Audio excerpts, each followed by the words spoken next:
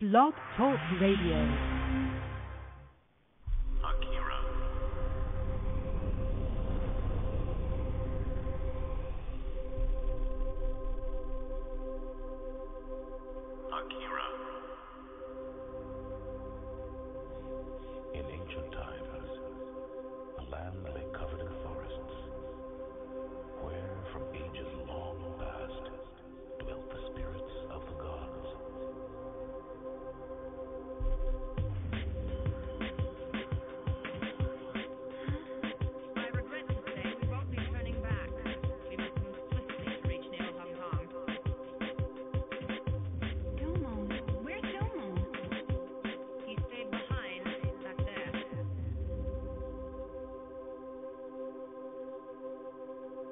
Back then, man and beast lived in harmony. But as time went by, most of the great forests were destroyed. Those that remained were guarded by gigantic beasts who owed their allegiance to the great forest spirit.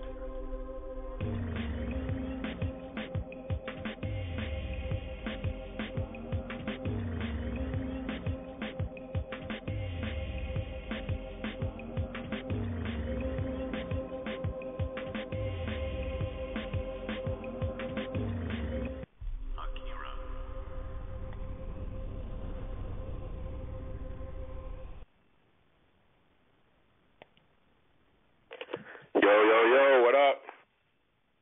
Hey, what's up, man? Yo. Oh, chilling, man. Yeah, just chilling. Shit, man. Just getting ready for just everything. You know, this is I don't even know what this is, man. You know, I just recall the conversation that we had Saturday, man. I thought it was a really good conversation. So I was like, you know what? Let's just record something and kind of see what happens.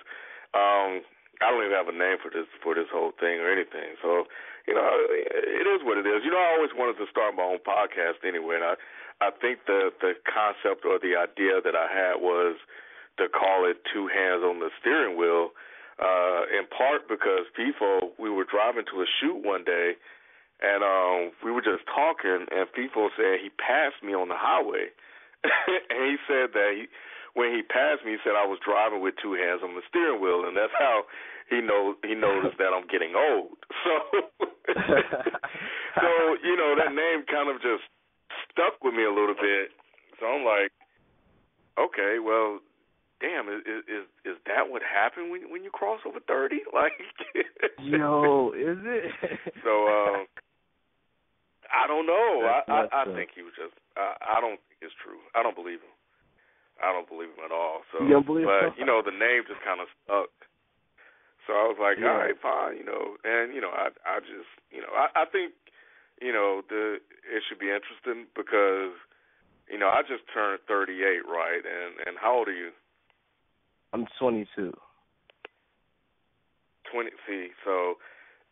Yeah, this conversation within itself is almost like its own juxtaposition. Right. So, you know, yeah, it is because, you know, I mean, right. It's funny because what we're doing now, you weren't doing it at 22, so I can only imagine a conversation with 22-year-old Kenj about hip-hop. Because it had to be way different than 38-year-old Kenj. There's no way it's the same. Like, your mentality has to be different. Nah. No, yeah, it definitely was. No, it was different. It was different. I think everything was different back then. I have to even, you know, now that you actually brought that up, what was out when I was 22?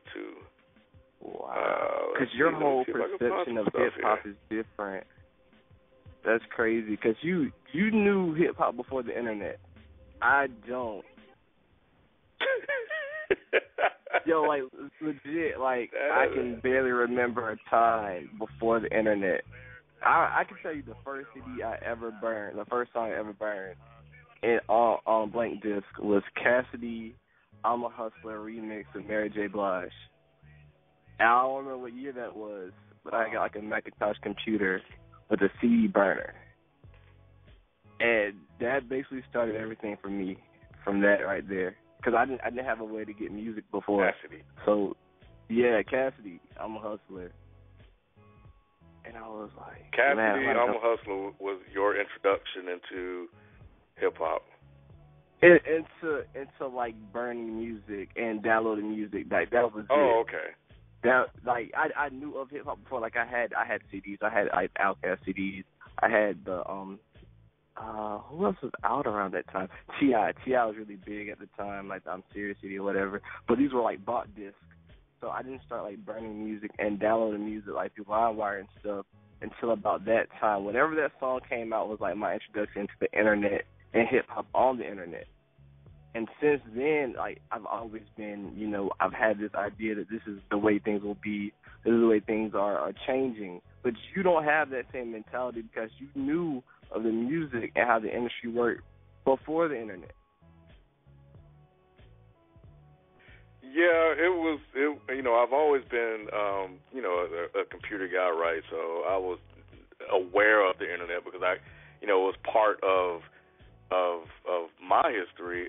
As a matter of fact, when I went off to college, that's when a lot of us, at least for me, that's when I even set up my very first email address, which was at Yahoo. And this was in 1994. Because I graduated in 94, so I went to college and set up my first email address at that time. But music was not on the internet. Like, there was this record shop that I used to go to get all my music, and this guy, he would actually because I bought so much from him, like every week I was in there buying something, he would actually give it to me that Monday before it officially released. So, which worked out fine for me because around the city, yeah, exactly. So, for me being the music guy, because I used to throw parties at hotels and this, that, and the other, so everybody would ask me to make, the music, and I would put music together and mix them together and basically create the soundtrack for that night. So it was like money for me to get like an album or something before it dropped. So, and that was kind of the thing. So, yeah, and I'm talking about, of course, at that time I was also doing radio shortly thereafter, but yeah, there was no internet. There was a catalog I would look through. I would order the CDs from this guy, which No Limit was kind of popping around that time too. And that was pretty much it. Or we would just go to the local radio shop and just go through the aisles, man, and just pick up something based on the album cover. But internet, that was it. The album cover. Now, what? That was it. As far as like what had to be on the cover though? Was it vibrant colors? Was it a certain photograph? Like what drew you to the cover as far as the albums you bought? Like what had to stand out for you to catch your eye?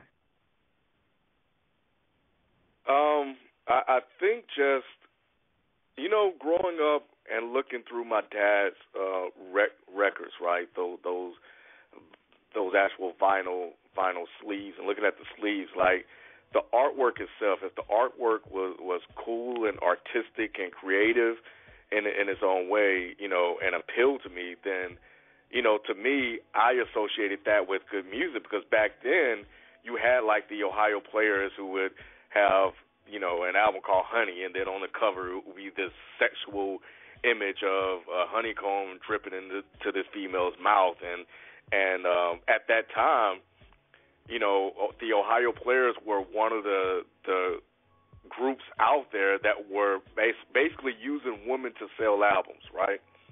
And of course, eventually we saw that transition to hip hop. So for me, there was a relationship between the cover and the music based on what I found in my dad's collection.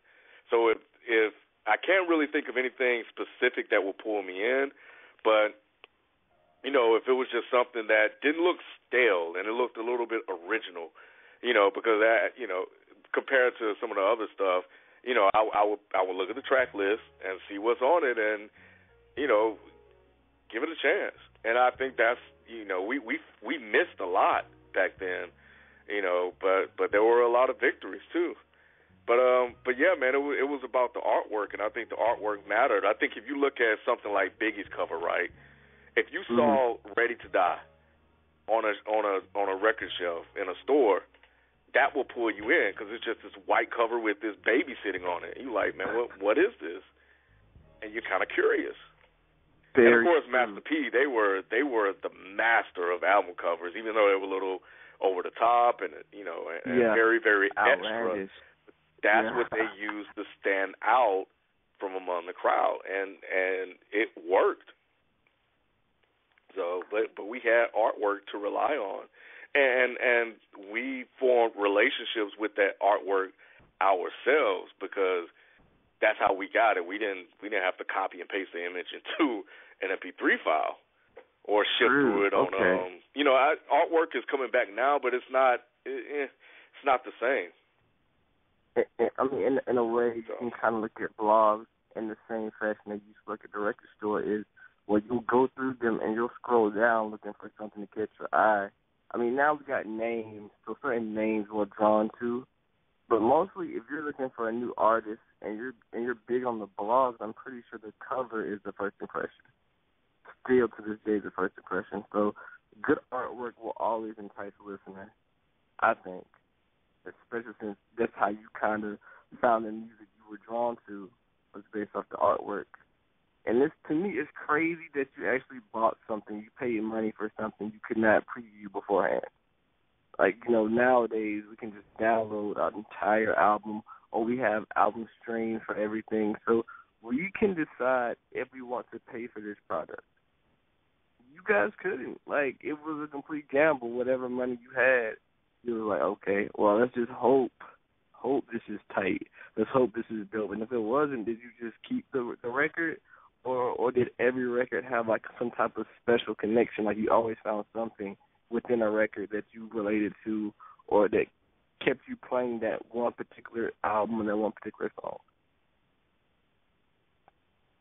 I think the thing was if you bought something that didn't work, that you necessarily didn't feel at that moment, after coughing up $20, man, you're gonna play it over and over again, looking for something, hoping that something, pulls you in, and you're basically trying to salvage your money.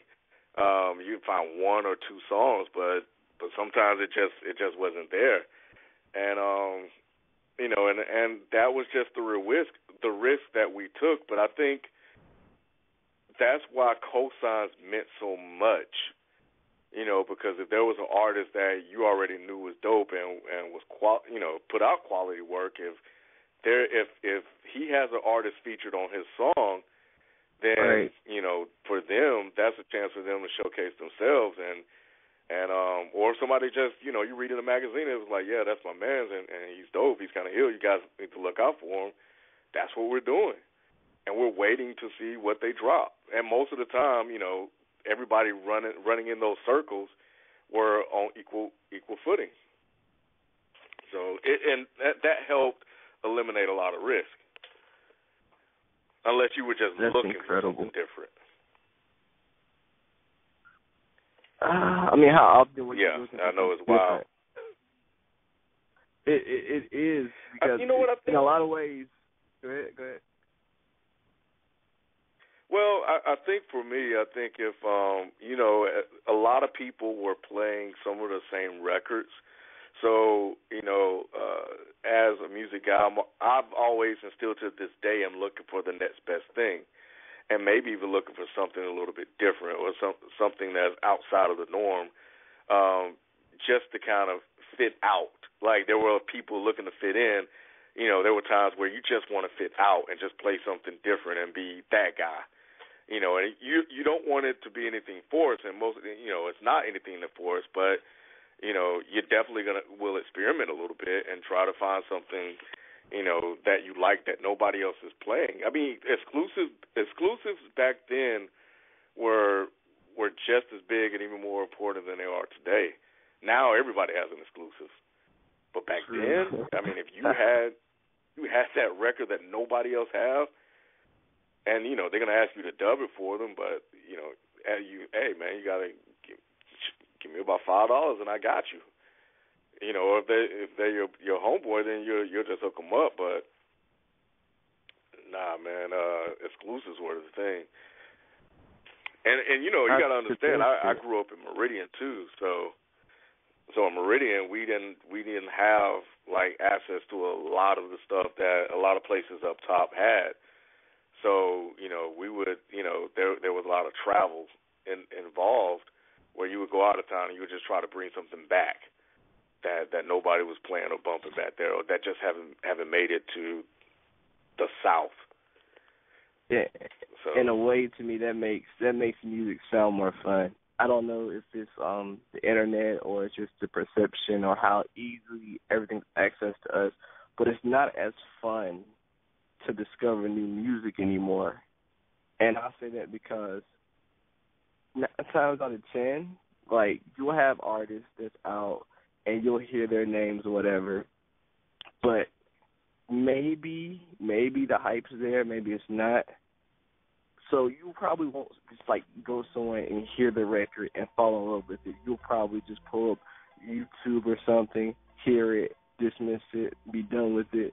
It's like we can do everything now. We can just go online, we can pull up anything, and there's no real story to it. There's no going out of town and going to a certain club and this is what they played, and going back home and telling your boys like, man, you guys got to go to Atlanta because they playing this, and I brought this record back, and they've never seen it before.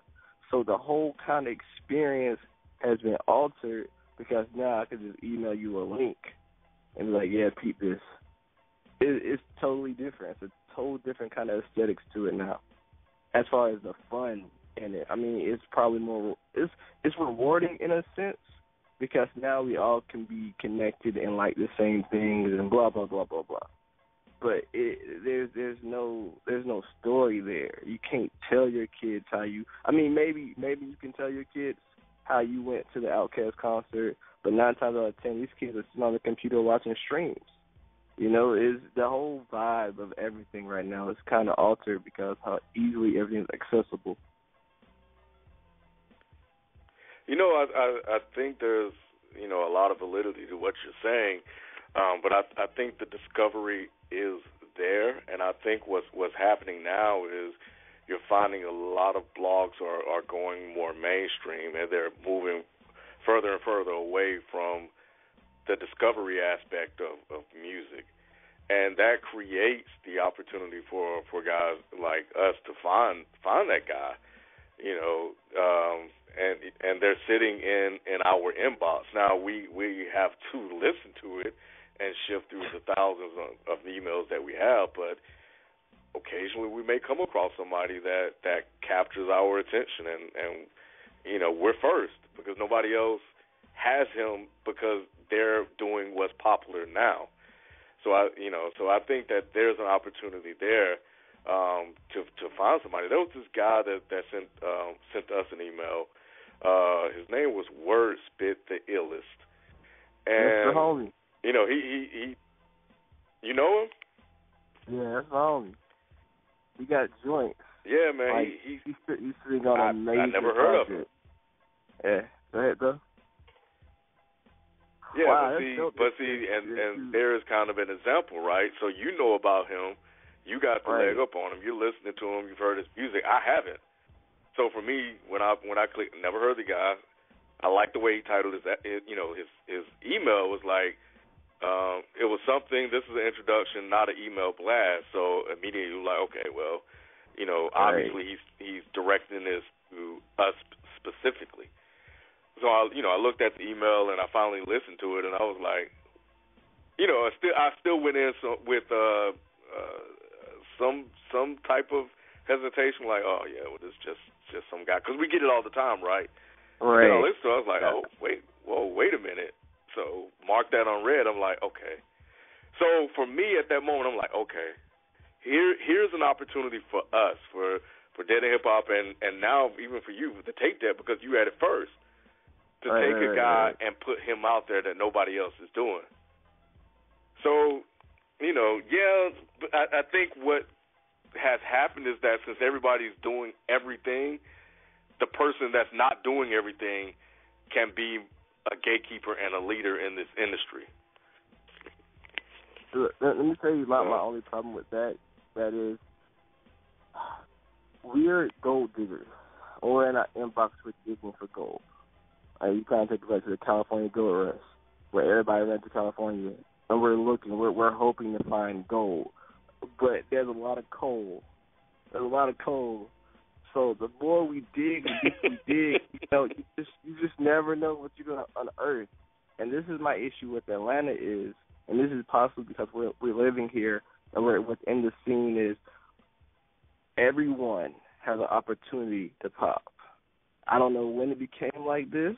I don't know what you need, but someone like Young Thug, when I hear him, I don't hear millions of dollars. I don't hear sold out shows. I don't hear he's going to be the next anything. I just hear a high pitched squeak, and I'm done. I'm hitting the X. I'm closing the laptop. I'm putting on some Kendrick. Like, my whole mentality is I don't like this guy, and I don't hear the future within his voice. And you take someone like that, and someone else might put him on the platform, or when all the other platforms come running, he's going to be everywhere, and now we miss out. And it's just like, I've gotten to the point where I don't even know what's special anymore, because to me, what can be next, what can be special, isn't what the industry wants right now. So I can be bigging this guy up. I could be promoting all these artists that I see something within, and it might not go anywhere for us or for them. Like, we can be on the ground floor, but there's no guarantee we're going to move up and be on the south side, you know, getting a piece of the pie, because that's not what they want. I always ask. Yeah, that's really true. I hear it differently. I think when I heard Young Thug, and I'll never forget. So now I have a story that's associated with Young Thug. Imagine that. But yeah. You know, it sounds weird, but you know, I take time when I'm mowing the lawn to just kind of listen to music that I've been passing over. And he was one. I was like, you know what? Let me just go ahead and listen to this. I got about 30, 40 minutes. Maybe I'll mow a little faster because I want to move on to something else. But I remember listening to it, and of course it said Riverdale, Jonesboro. I think that's when I hit you up. I was like, wait a minute, is this guy from up here? And I think it was on the song with P.P. Longway. And I'm thinking just like you. I'm like, I don't understand how or where this guy came from. He just did a couple of features here. He called himself Thug, and then he changed his name to Young Thug. But then the more and more the tape played, the more and more I started to like, in almost a comical way, just kind of laugh at, like, there's something funny and interesting about this guy. You know, and it's not necessarily, it's the music, but it doesn't speak to the level of his ability as a rapper, which is one thing you always harp on. But I think he's able to be ratchet in a creative way, whereas other people are just making that ratchet, trap, loud music that we hear over and over again. So I think he's able to stand out a little bit because of the things that he's able to do with his voice. So I think that's what pulls people in. Because I'm on Twitter, man, and I'm seeing some of the hip-hop of the hip-hop people listening to Young Thug. And they're all a lot like us. They're like, I just don't get it. I don't get it, man. What is it about Young Thug and why he all of a sudden became the chosen one? And but he has. And he hasn't really had any major cosigns. But not yet. Here. The way I see it, it's coming. Like, he was on the Wale remix for Clappers that came out maybe 2 days ago. When I saw that, I had already figured, you know, he's recorded with Kanye now. If it's official, I'm not sure if we'll ever even hear those records, but it's been announced. The remix with Wale, so I'm pretty sure that the big heads are calling, regardless if we hear about it or not. There's an interest in Young Thug, especially after people see Kanye. It's unfortunate, but we live in a sheep industry. If Kanye's working with this guy, I gotta work with this guy. Do you not remember the chain reaction for Chief Keef? That was a chain reaction. Yeah. He was popping in Chicago, but Kanye does one remix. I mean, Kanye basically took the song. It was on Kanye's EP, but all because of the Kanye feature, Now Chief Keef is on a whole different kind of scale. And I think Young Thug can happen. But I have nothing against Young Thug. I've learned to I'm not going to say like, but I don't dislike his music. I don't, not at all. It's just, it's not for me. At first, Chance the Rapper wasn't for me. I remember when I hit you up about Acid Rap, I was extremely excited about Acid Rap. But when I originally heard Juice, I did not get it. I didn't get it at all. I was like, okay, he sounded like Kitty's Drowning. Like, it just sounded so high-pitched, and he was just all over the place. But there was something there, and you can't just dismiss someone like that. And I later grew to find something in his music, and I think he's very talented. And maybe Young Thug will prove me that he's very talented in his own way. The only thing is, if everyone's talented, then, you know, who's bad? Who do we say no to? Who do we close the gate on? And that's the thing.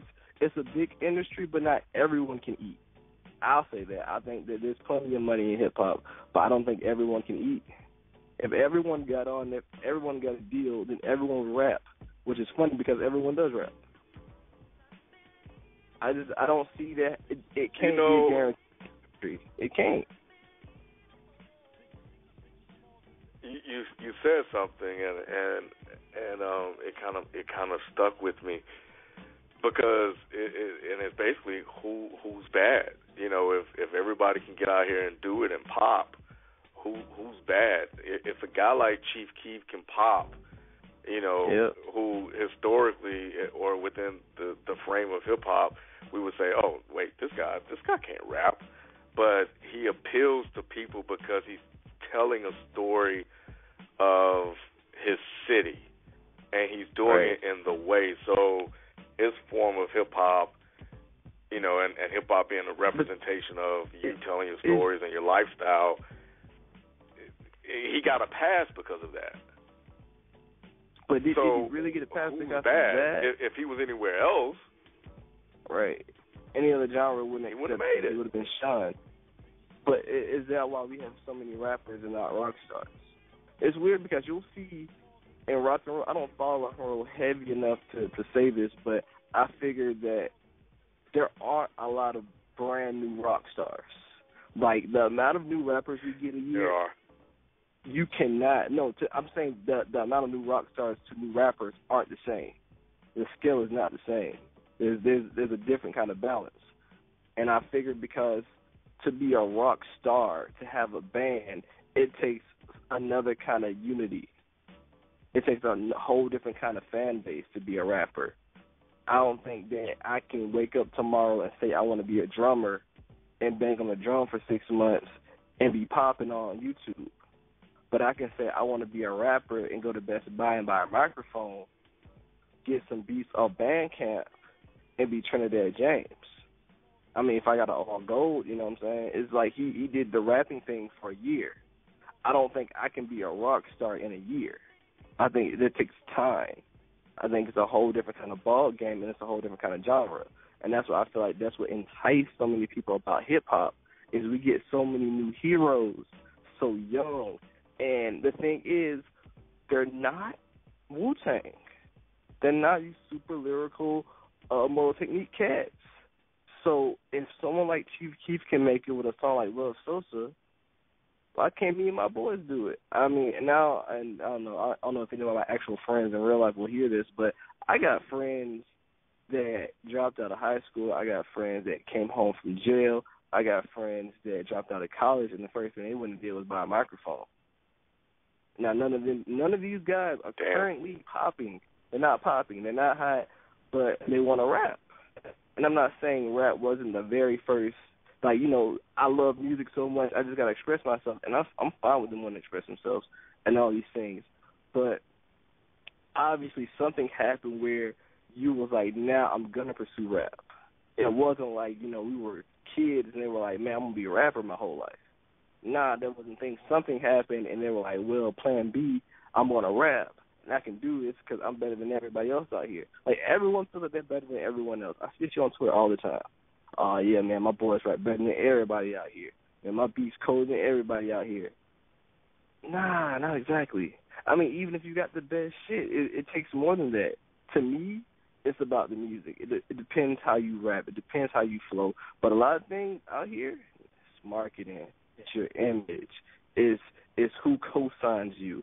The things that go into the game now, that's why everyone can pop. Anyone can put on a persona that can entice the audience on Twitter. I mean, look at Captain Murphy. Captain Murphy was hilarious to me because Flying Lotus decided he wanted to be a cartoon character that rapped.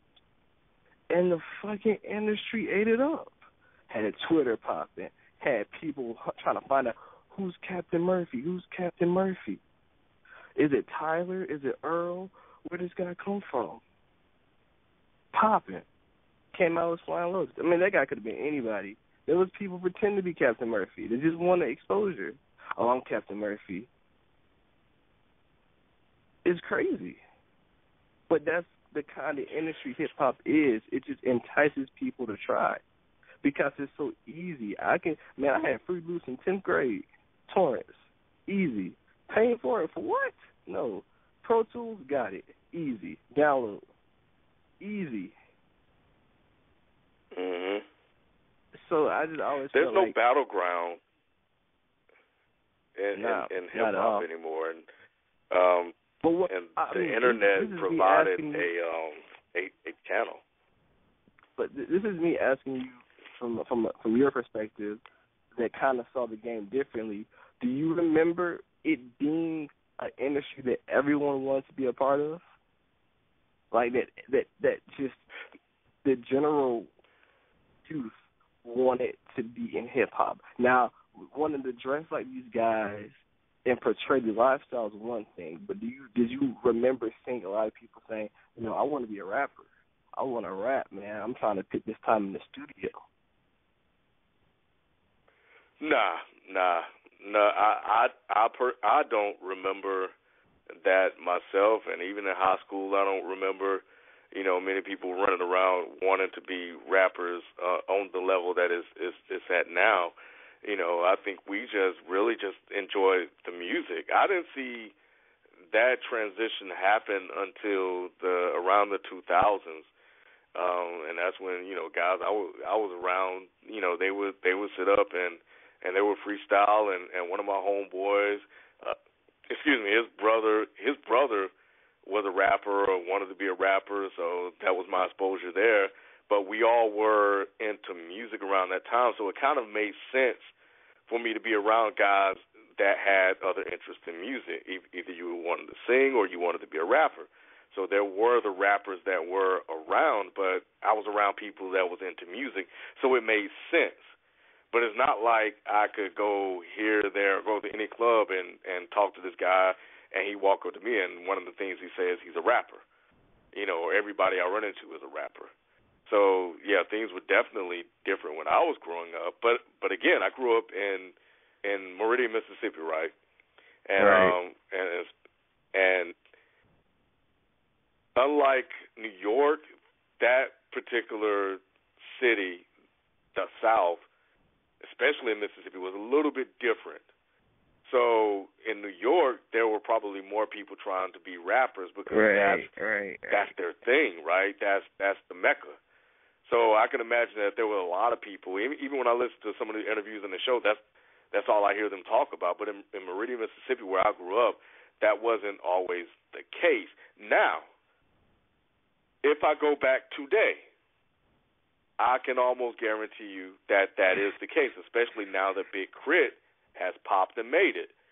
Right. So and because of the internet. So that has changed now because now all of a sudden Meridian, Mississippi is not really closed off from the rest of the world as they were back then. We had to watch what was on TV or read or just from people that had been up top, or we had to travel. And that was really or talk to people that were from bigger cities. And that's where, some of the information came from. But if you didn't know people that were from Chicago or New York that just happened to come down there, because what would happen is that these kids would get in trouble, these teenagers, because we're all the same age, would get in trouble in New York or in Chicago, and their parents would send them to Mississippi to get away from that. So basically, so their kids wouldn't end up in jail or killed. So, but with that comes the stories, and it comes the music, and it was really through them is how I got exposed to a lot of that stuff. You know, just everybody that did not grow up in Mississippi, people that stayed up the street. They used to go back and forth to Detroit all the time, and they would bring music with them. So basically they were importing the music into Mississippi. But if you didn't know people that were like that, if they weren't around your circle, then you wouldn't be into it. So, but yeah, man, I guarantee you, if I go back now and just go to any club, there's tons of rappers, tons of rappers everywhere, and it's funny because it's such a odd dream to have from my perspective. Is because there's so many things you could be. Like within hip-hop alone, you could be a lot of things. You could be an engineer, you could be a producer, but I always look at the lifestyle of a rapper and the spotlight, which is the most enticing aspect of it. It is something that people are just drawn to, like naturally drawn to the limelight. And I was having a conversation with my brother today. We were discussing George Zimmerman and DMX. And what it means to be a celebrity, because DMX is an old rapper. I'm saying he's old because he's actually old. He's an older guy. And Zimmerman, to me, he's not a celebrity. He's a murderer. But in our day and age, there's a lot of famous people that really did nothing. I think when you were growing up, this is all speculation, but for you to be considered famous and to be a celebrity, you had to do something extremely well enough that you were known on a higher scale than locally. Like you had to have something special about your talent that kind of got coverage. So now we're dealing with people like Terrio, who's famous on Vine, but he's at the Super Bowl. And you have people like the guy that hides your kids, hides your wife, they're raping everybody out here, and that goes viral. And now you selling iTunes singles like crazy, and that person's considered famous now. He's considered a celebrity. He goes places and people recognize him for the video. Terrio goes places and he gets recognized for his vines. So all of a sudden we're living in a world where you can be famous or you can be a celebrity for almost anything. Almost anything. I could be a celebrity for breathing if I can prove I do it better than you, or I put it on YouTube me breathing a certain way. Like, I can go viral. And it's such an odd thing where you look around and everyone feels that they're somebody. They want to be somebody for nothing. And that's why I think that once we get into the arts and there's a decline in talent, that's why you're dealing with so much saturation. There's no gatekeepers, but then again, it's just like if everyone's being accepted and you're seeing this and you understand that it doesn't have anything to do with talent, skill, anything like that, man, everybody's going to be getting into the arts in one way or another because they know that it's easy access, it's easy money. It's becoming a hustle to rap or anything like that because, why not? Why not? I mean, shoot, I'm pretty sure these Vine videos, this kid's going to be cashing out pretty soon, but they're 5-second videos. Like, I dig the creativity that goes into making them stupid 5-second videos, but that's it. Like, is that all you're really going to be known for? That's it? That's well, I think the key... Yeah, but the key is, though, is that word viral. And we all know that, and this is very basic, it's not anything deep, but, it's very short term, and it's very similar to a virus itself. It comes in and it affects the system, the organism, and then at some point the body, fights it off and then it's healthy again. And so that's what a lot of these these particular things are. They're just temporary viruses that's affecting our lives at any given moment. And next thing you know, they're gone. The hide your kids, hide the wife guy, he's gone. Yeah, he made some money while he was hot. I don't even know who he is. Terrio. Exactly. How long is he gonna last? He's only gonna be a kid forever. He'll be out. You know, if you look at hip hop, Lil B, he's out. Nobody cares about him anymore. But that's my point. Why are we living in a time where people are just passing by? They're like ghosts in a room. They just float in, they float out, and nothing's lasting. There's no one lasting. We'll have some laughs, but what are we really looking forward to? I think we've always had a history of things just coming and going, you know, in hip hop and music in general.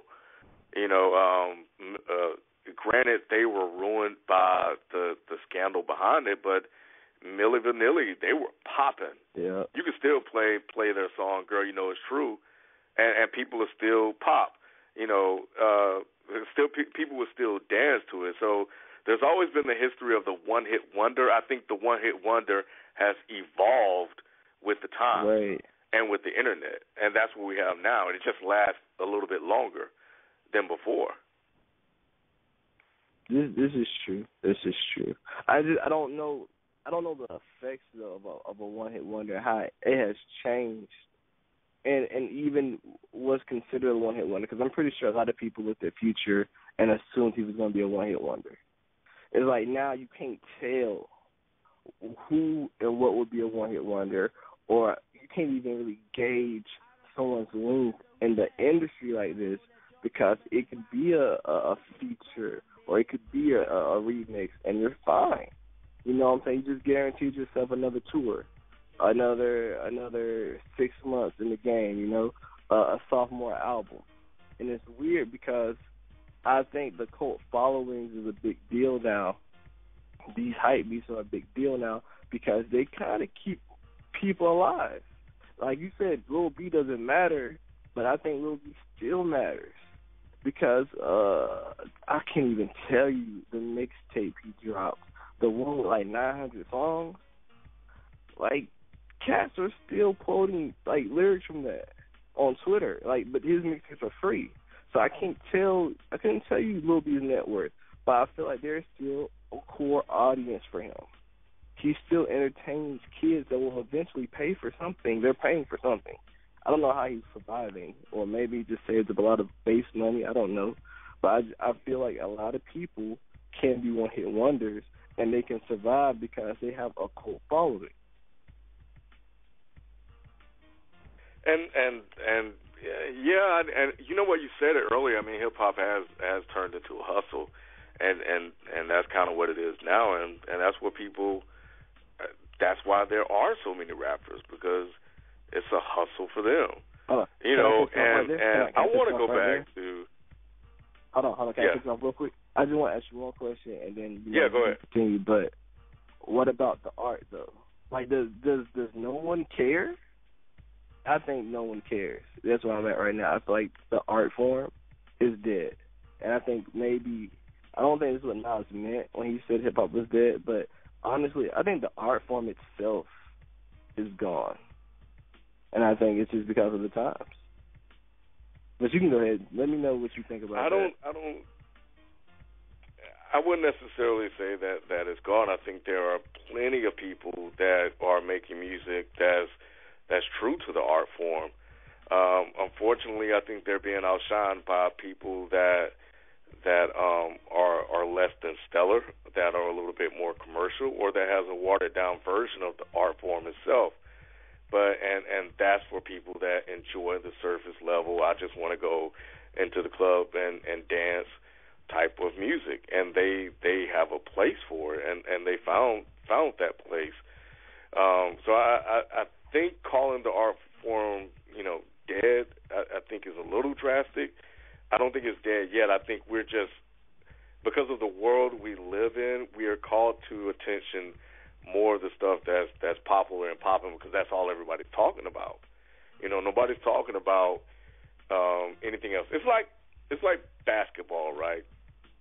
Right. People talk about LeBron James dunks and all Blake Griffin's dunks and all of the 3-pointer, the alley oops and the high flying or theatrics that they do, and he's flashy. He can do this. He can do that. But then you'll have a guy like Tim Duncan who just plays basketball in its purest form. He's Mr. Fundamentals. They had to come up with a name for him. He's not flashy. He just goes out and he does the work, and he does it well. He won. He has 4 rings. He's been to 5 championships. He just lost last year. Right. But he's managed to carve out a career in basketball, and he's managed to win 4 titles doing what he does. But he's not gonna sell tickets. People are not gonna talk about him as a superstar in the league. But the basketball purists and those that watch basketball will. But my mom only knows LeBron James. My mom will know Drake. My mom will not know LP. Yeah. So, and I think that's kind of where we are now. And I'm pretty sure LP, he doesn't. I'm not gonna say he doesn't care, but financially he's not worried about being, the mainstreamiest guy, because he has a core audience that he has built together that allows him to travel, allows him to make music and be comfortable. And it's not a money thing. And I always think that if you look how was presented to the people and why people say, people are always like, there's no good music, and I'm just like, people don't look for it.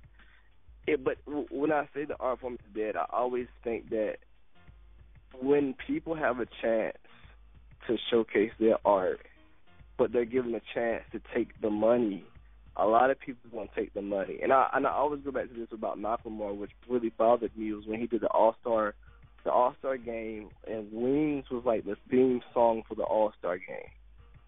I want to see if I can pull up the clip or whatever, but Wings is a song about how Jordan has been commercialized, how it hurts teenagers, how they go out and they'll kill for these shoes. And of course, this is the theme song for the All-Star Weekend, and they butchered the song.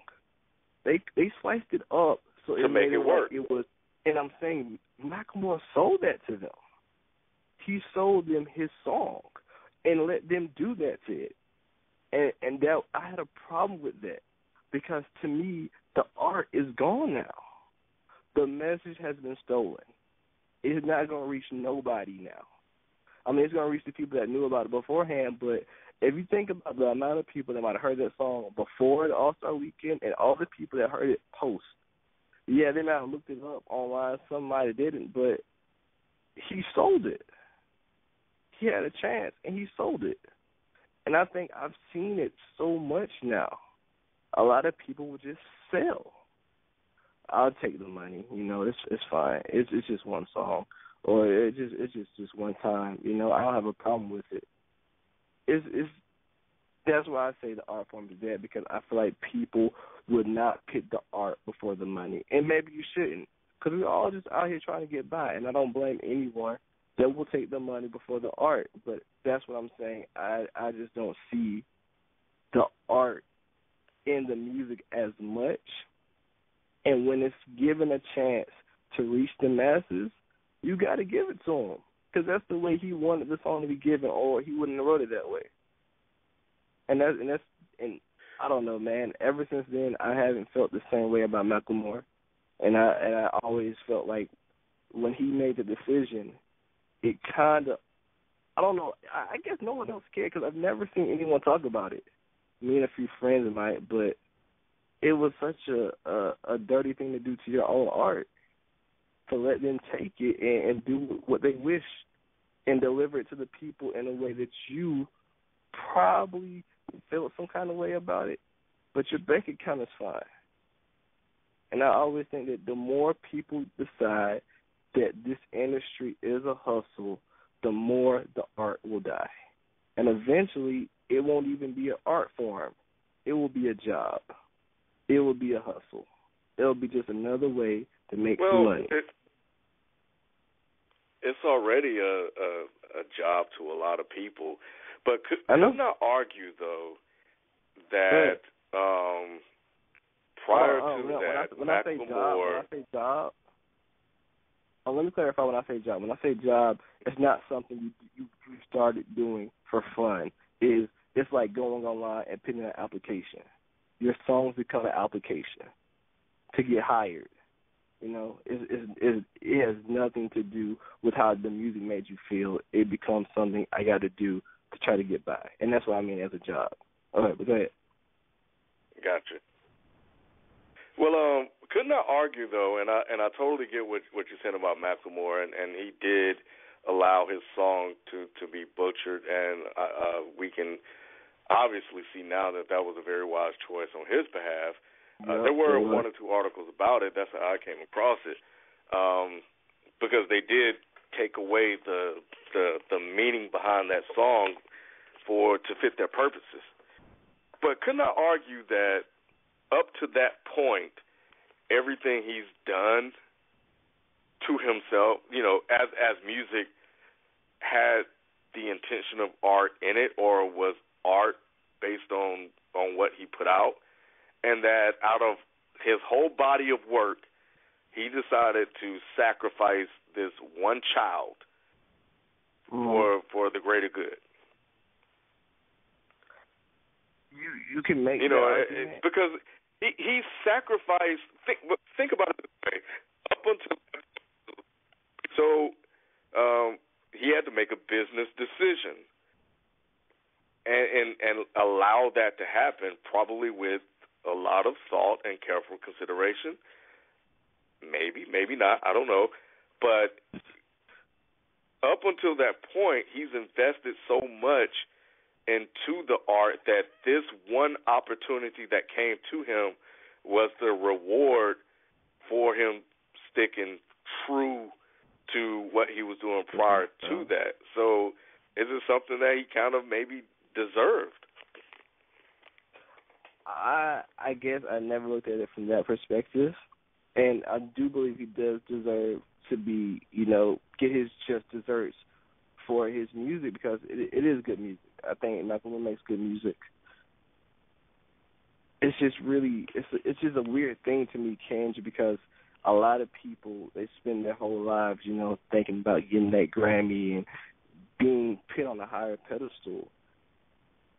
And once you get there, do you start conforming? Because to me, if you conform once, you'll conform twice, and you'll do it again. Well, and that's again, the thing, again. right? Right. Like, to me, but I'm saying, so where does the line? Where do you draw the line? Because once you conform, and once you conform your art, it says that okay, I wanted to make, I deserve this, right? So I wanted to make this money. I wanted to give this away. But that next check that comes, do you sacrifice another child because you feel like, you know what, I gave them the art. I gave these people tons of music. I gave them all these things. I deserve this check. But does that not alter the artist in your eyes? The more and more they do it, and I'm not saying Macklemore's going to be one of those to do it. I'm just stating the fact that I agree with you that if you do deserve something, and if you put in the work and you put in the effort and you've been true to your perspective of the art form, and when the checks do come, are you allowed to conform and still be respected? You know what? Here is how I will look at it moving forward, because I read the article, and I'm kind of in the middle with it, but I get it. The NBA doesn't call everybody, and he was picked to be the ambassador. I know that that's kind of a problem within itself, but he just happened to have a song that fit what they were trying to do. So, like you said, at that point, or from this point forward, what does he do? Because what Macklemore was saying is that he was saying, look, this was an opportunity for me to allow my music to be heard by a massive amount of people. And all I wanted to do was to get them listening and paying attention to the messages in my other songs. So now, this one, we know what happened with that, but now they have to listen to all of the other songs that have messages in them. So, and now I've acquired more fans. So if he changes from this point on and start to make music that we know to be clearly different than anything he's done, then yeah, we can kind of start looking at him and saying, hey, you sold out and you're sacrificing the art because now you're at this certain level of success and people aren't going to look at you for, a style of music that's like this. So he has to stay true to Macklemore. Yeah, and if he doesn't, then we know what happened. We got about 4 minutes left, so, but yeah, I think with Macklemore, man, I think I'm not upset with the Grammy. I think what he did something that's the antithesis to hip hop. He's rapping about same-sex marriage. Rapping about being, going to a thrift shop, and not about having all of the lavish items and the bling-bling and all this other stuff. Everything was counter to what hip-hop is about now. And I think that, and he won with that message. And if you look at that, you'll be like, damn, man, this guy won a Grammy saying everything counter to what is on the radio now. And it's kind of crazy. He did. It did. Granted, his color helped, but he won. Still, the fact that he was able to have the balls to speak his mind on certain subjects, and it went as far as it did. You got to give the man kudos. You got to give him his kudos. I hope he has a long career. I hope he continues doing what he's done so far, because I feel like people need to hear someone say it. Because I'm pretty sure a lot of people appreciate the fact that he can make a song like Same Love, and he can make a song like Thrift Shop, and he can make songs like, because he has a catalog of a lot of different music. One thing I just want from Macklemore is I want to hear more of his story, though, with his sophomore album. I think I saw what he can do when he's talking from multiple perspectives and his outlook on life, but I want to know more about Macklemore's life. Maybe I'll go back and look at other albums, but I really want to see that in his sophomore effort. Yeah, I'm curious to see what he does with the next project. And real quick, we got about 2 minutes. This bullshit with DMX and George Zimmerman, I'm still processing it all. But the fact that, like you said, we have a murderer that has turned into a celebrity that's about to fight a rapper is outrageous. And we are going along with this. Right. What happened to the outrage that hip-hop had last year? Man, we're going to accept this? Oh, my God. And this, I'm just like, the way the blogs was posting and the way the news spread it, I was baffled. I haven't spoken on it publicly because I kind of want to see it unravel. And I say that because I figure it can't happen, but what if it does? What if it actually happens? I don't know. And it's scary that somebody can become popular off of murder. Off of murder. and you have to worry about copycat. Man, you always have to worry about copycats anytime a murder hits the news the way it does. But this right here, this reward, oh man, And I'm pretty sure a lot of people are just like, this is our way we can get him back without going to jail. But this is how we also fill up his bank account and keep his name in the news. Right. So. All right, man. Well, yeah, it's been a great conversation. We got about 30 seconds. We're gonna go ahead and wrap this up, and that's it, man. There's so much we can talk about. So much happens on a day-to-day basis, and so many just different news topics and album releases that we can talk about. And I think that over time we'll definitely get to a lot of it. So, but yeah, this was good though. Thanks, man, for having me. Yeah, until next time. Yep, I still hate everything. Yeah, the man who ate everything. That's your official title and intro. All right, people. I'll we wear out. it.